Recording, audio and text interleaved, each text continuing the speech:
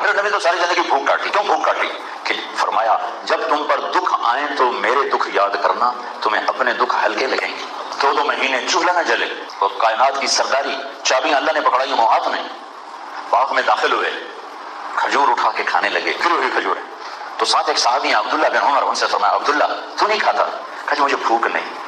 تو آپ نے کہا عبداللہ مجھے بڑی بھوک لگی, آج چوتھا دن ہے میں نے کچھ نہیں کھایا, چوتھا. لیکن سب سے پہلے حسین سولی پہ چڑھا ہے. وہ رات کبھی نہیں بھول سکتا جس کو میں کئی دفعہ بیان کر چکا ہوں. میرے نبی کروٹ کبھی ادھر بدلتے ہیں, کبھی ادھر بدلتے, کبھی ادھر کبھی ادھر. بس عائشہ رضی اللہ عنہ کے گھر کی باہر ایک دم آپ نے کیا کیا, آگے بڑھے اور چارپائی کی جو لکڑی ہوتی ہے جس پر باندھ بنا ہوتا ہے اس پر اپنے پیٹ کو ٹکا کے نا نیچے لٹک گئے, ایسے لٹک گئے. تو عائشہ اٹھ کے بیٹھ گئی, یا رسول اللہ کیا ہوا, کیا ہوا؟ تو آپ سیدھے ہوئے, عائشہ بھوک بڑی لگی. عائشہ رضی اللہ عنہ رونے لگی کہ یا رسول اللہ آپ اللہ سے مانگتے کیوں نہیں؟ کہ نہیں عائشہ نہیں مانگوں گا.